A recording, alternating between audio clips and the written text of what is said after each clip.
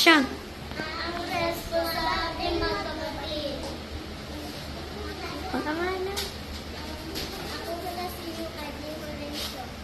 Ako pala si Adelia B.S. Patuan. Ako po si Lisa Di Lorenzo. Isang araw, mayroong tatlong magkapatid. Ang pangalan ay si Sophie at Akesia. Ang isang kapatid, ang pinakabunso, ay si Yuka. Umalis si Sophie upang bumili ng makakain.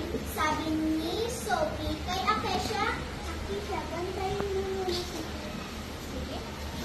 Aalis muna ako upang bumili ng makakain. Sabi naman ni Akesia, kung matawag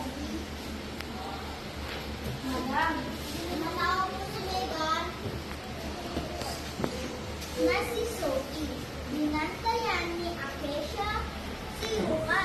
Dumating na si Sophie at kinabukasan, birthday na ni Yuka. Si Akesia, tinawag siya na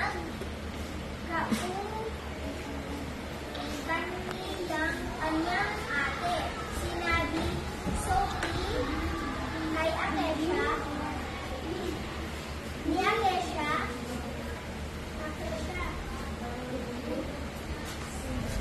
Happy birthday, Yuka.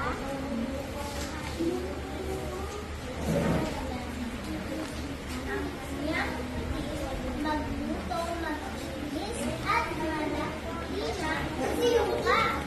Inutusan ni Yuka si Sophie na maglinis.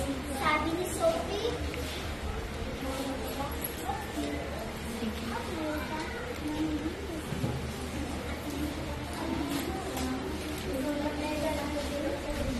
Alis, alis.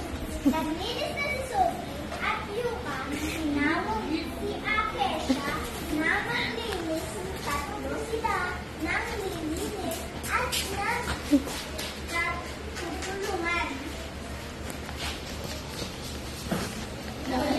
Babalis.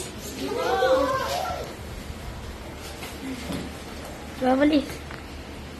Yuka, tinawag si Akesia na maglinis. Tatlo sila nang naglilinis at nagtutulungan. Anong moral lesson? Maging